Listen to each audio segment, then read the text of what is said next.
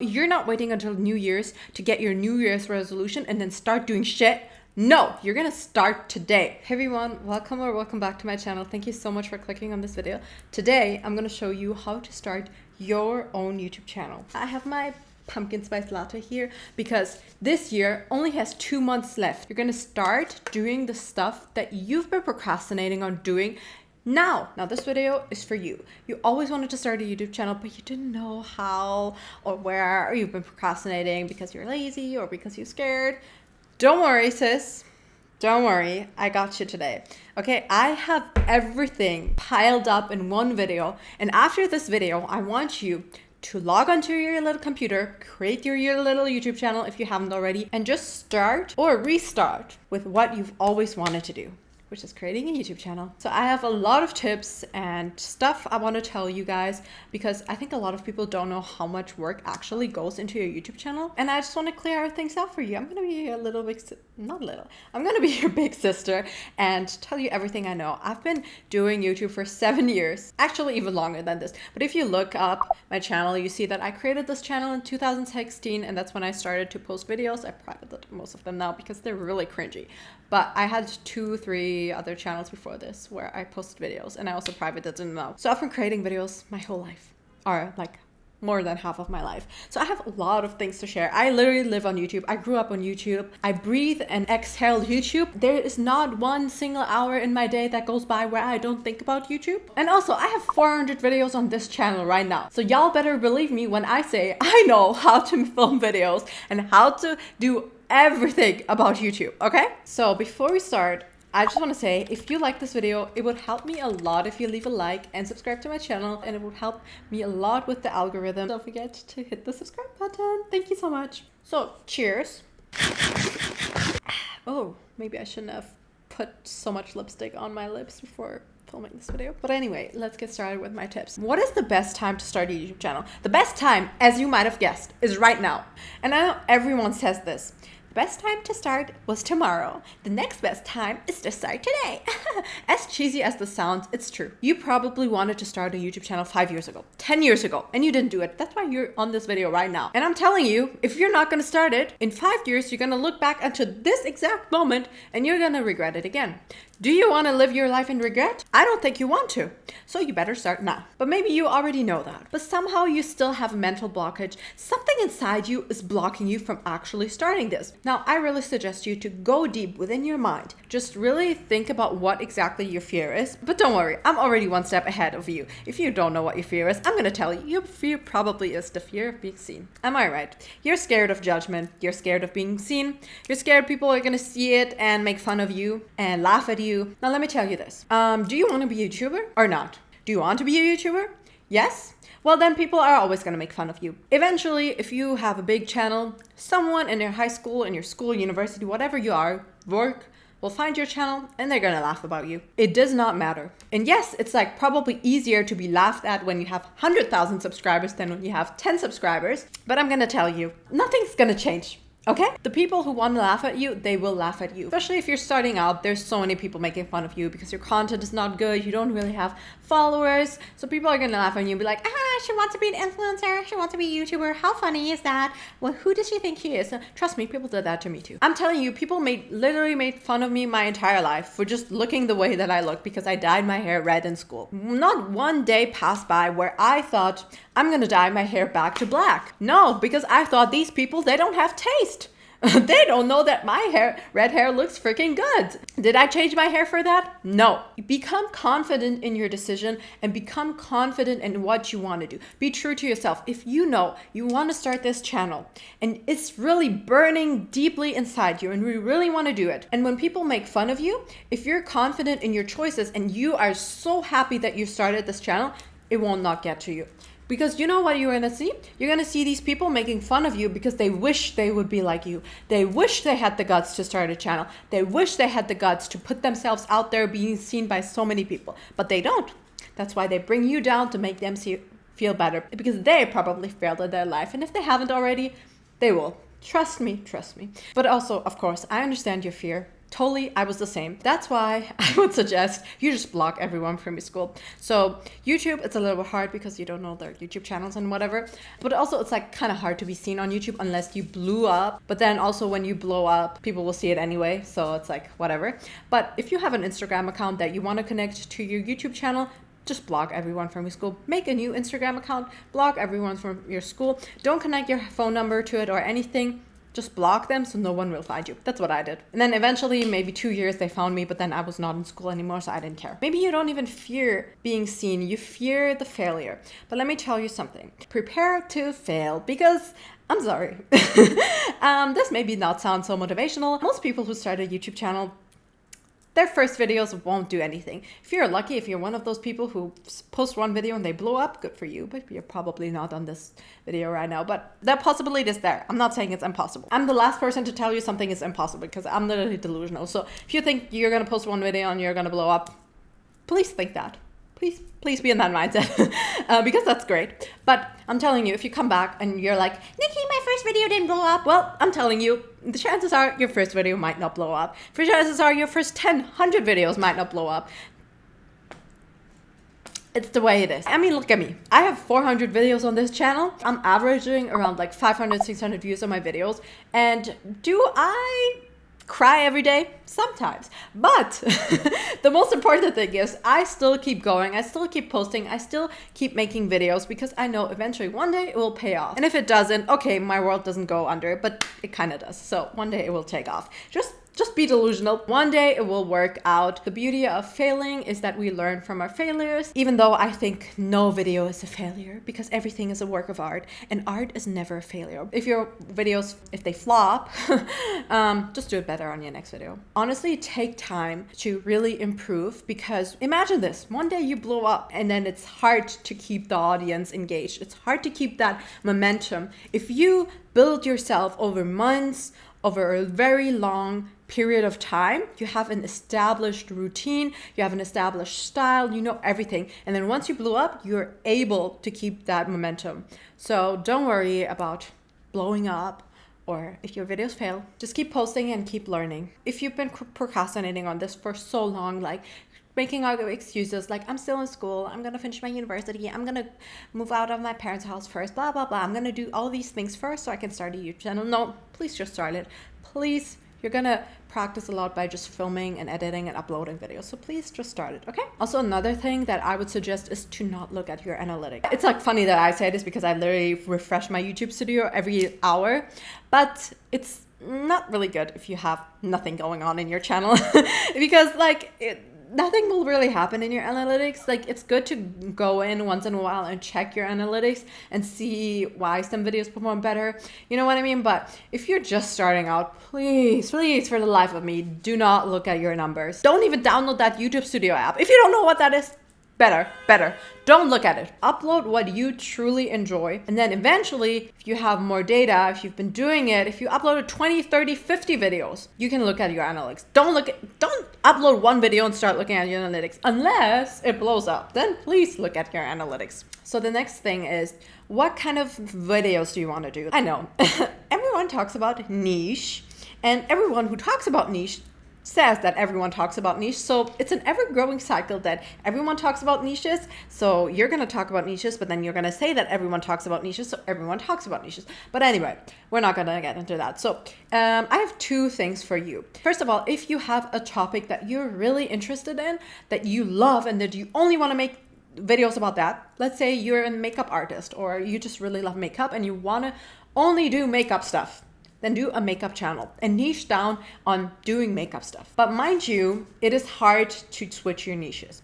So what I would suggest you, if you're like me, because I can make 10 videos about makeup and then in the 11th video, I will be bored of. So I get bored of things really quickly. So I can't niche down. I tried. I had 4 or 5 different niches on this channel. That's why it didn't work out. What I suggest you is that instead of looking at a niche, as a topic, you look at the niche as a target audience. So what kind of people do you want to attract on your channel? Let's say you want to attract moms onto your channel because you recently had a child or started a family and you want to make videos about that, motherhood. Think about what topics moms would want to watch. Of course, what comes into your mind, they would want to watch stuff about babies, about how to raise a child, all these behavioral things and vlogs. I don't know what moms post, honestly, but these kind of things. Family, raising a kid and everything, that is a niche itself. But also they might be interested in cooking, for example, which is a separate niche from family. Because why? Because a lot of moms, they cook for their children and they love to try out new recipes and try out new food. So you could make cooking videos alongside with your family content. And cooking videos don't really apply to only moms, but there's a majority of moms that like it too. As a third thing, you could do, for example, like spirituality, self-improvement, because a lot of moms struggle with like stress management because of raising a child. Obviously, it's really hard. That niche in itself is not catered towards only moms, but moms also might be interested in that topic. So do you know what I mean? Look at what your target audience wants to see and create videos specific to that audience instead of one specific topic. Because we as humans, we're not only interested in one topic. A person who does makeup might also be interested in skincare and also maybe in fashion. For example, for me, my target audience are young women in their early 20s or mid 20s or even like late teenage years. They are interested in a variety of topics. For me personally, I create videos for these people regarding like mental health, because I know a lot of people, like myself included, we struggle with mental health because 20s are hard. About living alone, because a lot of people want to move out when they grow up. They want to know what it's like to live alone. So I make videos catered towards that. I make videos catered towards self-help and self-improvement because, of course, when you're in your 20s, you want to grow. You want to be the best version of yourself. So I make videos about that too. And these are all 3 different topics that cater towards still the same type of audience. But again, both strategies, niching down on a topic or niching down on a target audience, have both their disadvantages and advantages. So you really have to think about which one is good for you and which one not. And also don't worry about it too much, because if you're just starting out your channel, chances are that things are not as serious. So please just make videos about what you like. And if you only like one specific topic, that's great, then you can niche down. And if not, just post whatever you like. So alongside with that, when I say that you should make videos about what you like, you should also consider your competitive advantages or unfair advantages. So unfair advantages are kind of like advantages that you have that are very specific to your person.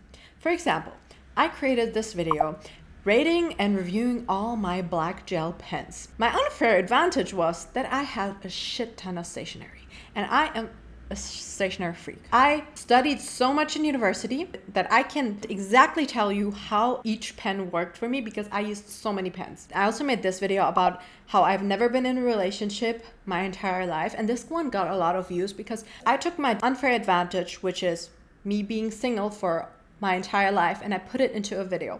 And this is like not something that everyone has. Like a lot of people are just in relationships. So if you have something that is very like unique, specific to yourself, make a video about it and really make use of what you have to offer instead of trying to be generic like everyone else, because chances are your video might get lost. Competitive advantages are not just unfair advantages though. They can also be stuff that is very unique to you, because in essence, we are all unique in our own ways, so we all have unfair advantages. But our biggest competitive advantage that we have is our personality. So try to make videos that really shine through with your personality, and don't be afraid to make bad videos. What do I mean with bad videos? I mean, make bad videos in a sense that we all know what good videos look like. We all know how they're structured. Like, for example, a lot of people make videos that are longer than 8 to 10 minutes because they know it's good when you get monetized, so YouTube will recommend it to you. For example, Mr. Beast makes very crazy videos. And when he started out, I'm pretty sure his one video that like blew up in the beginning was like where he counted to 100,000 or something. And that in itself, if he would have asked people what they think about this, or if he would have looked at the industry and compared his video idea at that time to what other people do, it would have been considered a bad video idea, because who the heck would watch that, you think, right? But then guess what? It worked, and now so many other people are doing it. So don't be afraid to make videos that are considered bad in the industry. Because if they show your personality, if they show what you want to do with your channel, then who knows, maybe they will do good, and then people are going to try to copy you, and then they're not bad videos anymore. Now let's talk about a little bit of like the technical side of YouTube. So in YouTube terms, we have two different types of videos. We have SEO videos and browse videos, or actually, I don't know. I just made that up right now because that's how I distinguish the two types of video. SEO, if you don't know, is called search engine optimization. And if you don't know, YouTube is a search engine. So people search for videos, right? It's like Google. It's actually the second largest search engine after Google. So if you want to show up when people search something, you have to make SEO videos. Videos that are everlasting, they never go out of fashion, they're not trending. Stuff that people search for, like how-to videos, tutorials, or advice videos, educational videos, finance videos, whatever it is. For example, my PC setup video that I recently just uploaded is a searchable video. People are always gonna want to know how to make a white purple PC setup, or I have a lot of study videos on my channel, Study With Me. They're all searchable because people are always gonna be needing someone to study for and watching study videos. On the other hand, the other videos are browse videos. Those videos are meant to get on the browsing page, so they get recommended and they go like kind of viral, and then people watch them from the home screen on. Those videos are more like trends or things that perform really well during that time, like back to school, anything seasonal, Vlogmas, for example, anything that has to do with like ongoing trends. So what I would suggest you do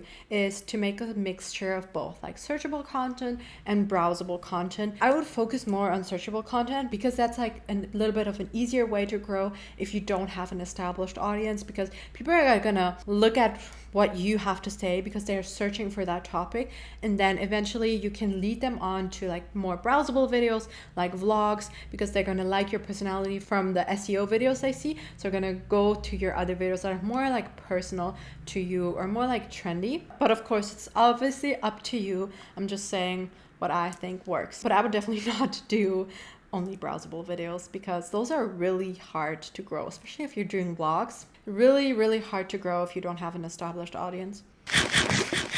Now, I want to talk a little bit of my gear and like how I record videos, because this is also like a very important thing to ask yourself. I'm not going to go into too much detail about that. I can make a whole video about gear that I use, but I want to just quickly brush over the topics. So for recording, you can either use cameras or your phone. I would suggest, honestly, if you're starting out, please just use your phone. Like, that's totally enough. You don't need to invest into a big camera or anything. Like, so many videos do well when people just film them on their phones. But if you're like me, I started out with a DSLR too because I just really love videography and photography, and I use that camera for my own personal fun.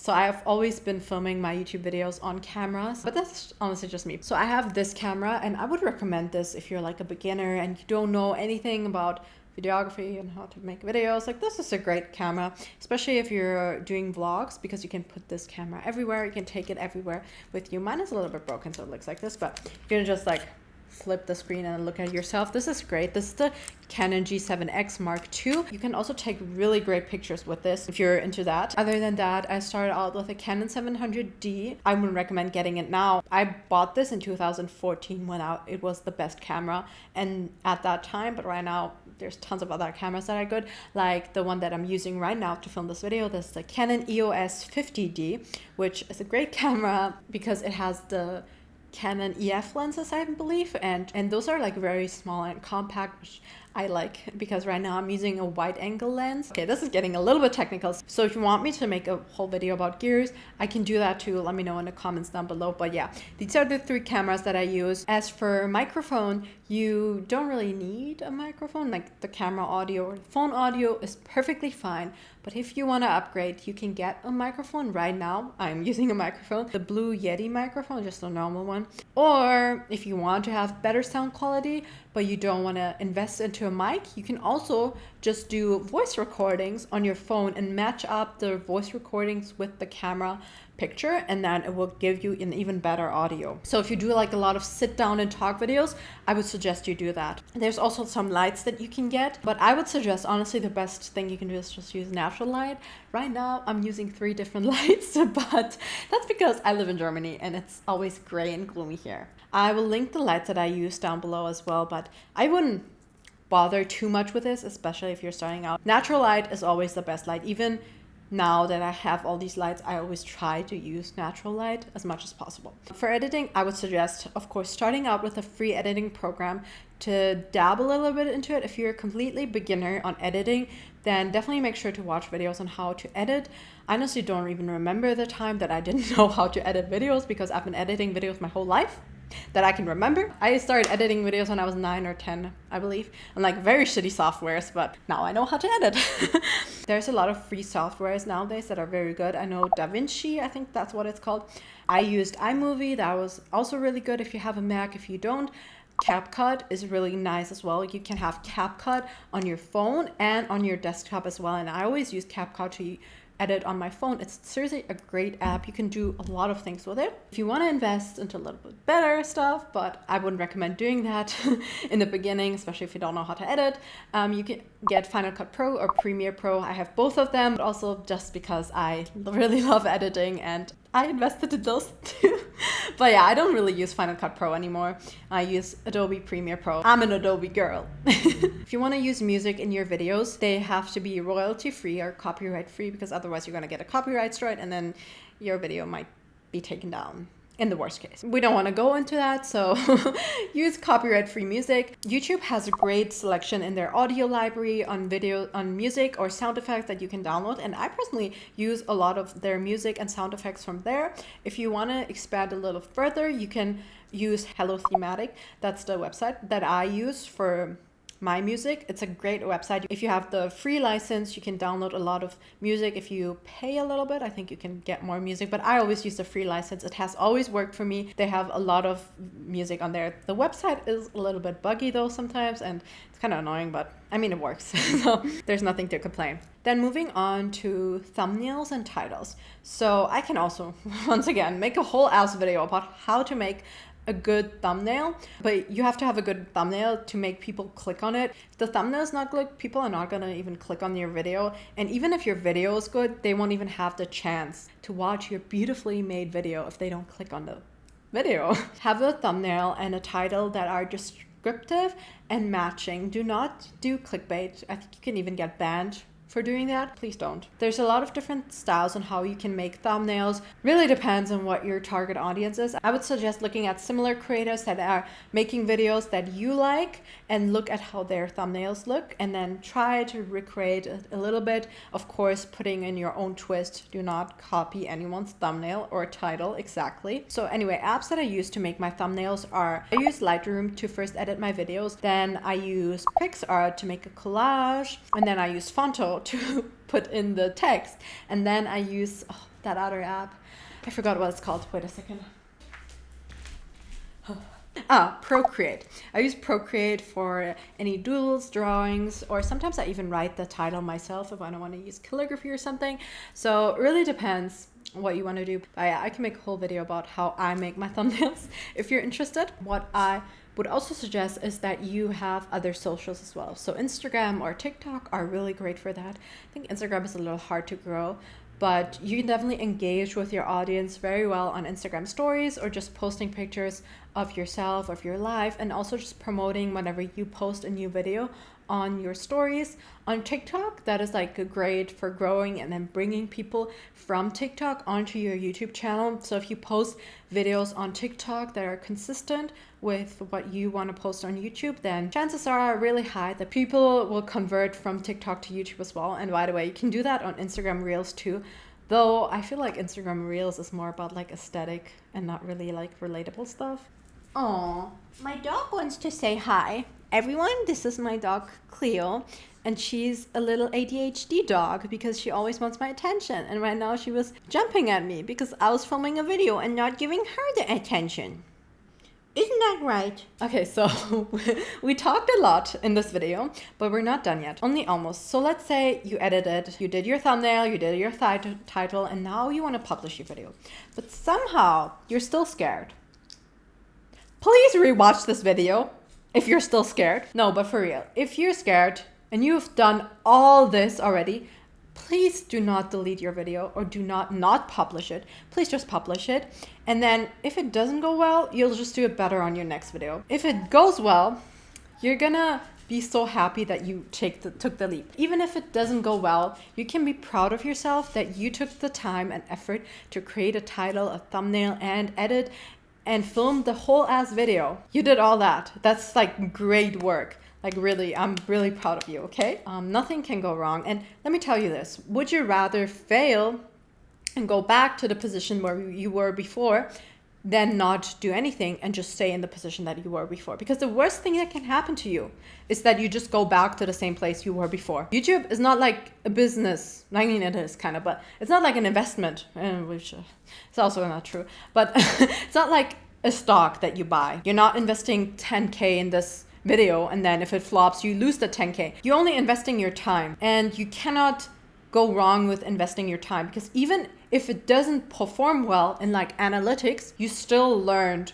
a lot more and you're gonna be better in your next video. And also what you need to know is even if it doesn't go well, you still need to upload, because only if you stay consistent you will get better with your videos and you'll be more satisfied with your videos. Again, I uploaded 400 videos almost on this channel. I wouldn't have come this far if I thought after every video that flopped, this is bad. You know how many videos I had that were trash, and I am like proud of them. Even if they don't do well in analytical terms, I know that for myself, I did the best that I could do, and I'm just proud of myself for uploading them. And I hope that you can be too. One day you're gonna look back at all the videos that you uploaded and you're gonna be like, damn, I really did that. Okay, slay, because a lot of people can't even stay consistent, and that's why a lot of people quit, because they can't keep up with it. And also, what is it gonna do for you if you have one video that blows up and then you're just gonna stop posting? You gotta be consistent. This is like one thing that always everyone says as well, but consistency is just